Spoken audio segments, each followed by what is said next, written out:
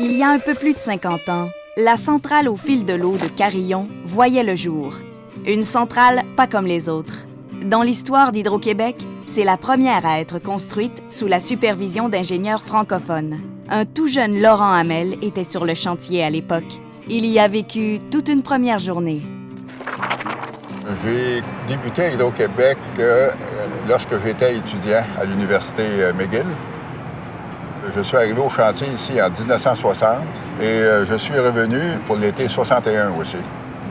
Moi, la première journée où je suis arrivé, c'était au début du mois de mai. Cette année-là, il y a un pont qui avait été démoli par la crue du printemps. Alors, il fallait trouver une solution rapide là, pour remplacer ce pont-là qui venait de disparaître. 3 semaines plus tard, là, je pense que les barges étaient déjà en action. Et là, à ce moment-là, on pouvait transporter le béton sur le côté de l'Ontario pour commencer réellement les travaux de bétonnage dans l'évacuateur. Alors, on se rappellera qu'en 1960, il y a eu une élection provinciale, puis c'est le Parti libéral qui a pris le pouvoir, a remporté les élections avec M. Lesage, qui était le premier ministre, et M.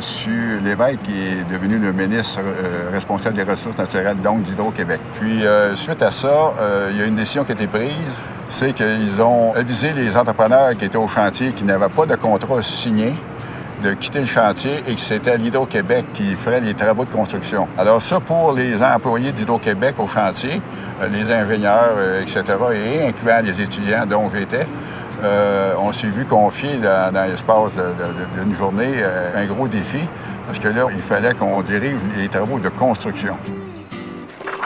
J'ai tellement apprécié ça à Carillon. Le challenge qu'on a eu comme étudiants, là, pour des étudiants, là, on nous a donné beaucoup de travail à faire, puis des travaux qui exigeaient beaucoup de responsabilités.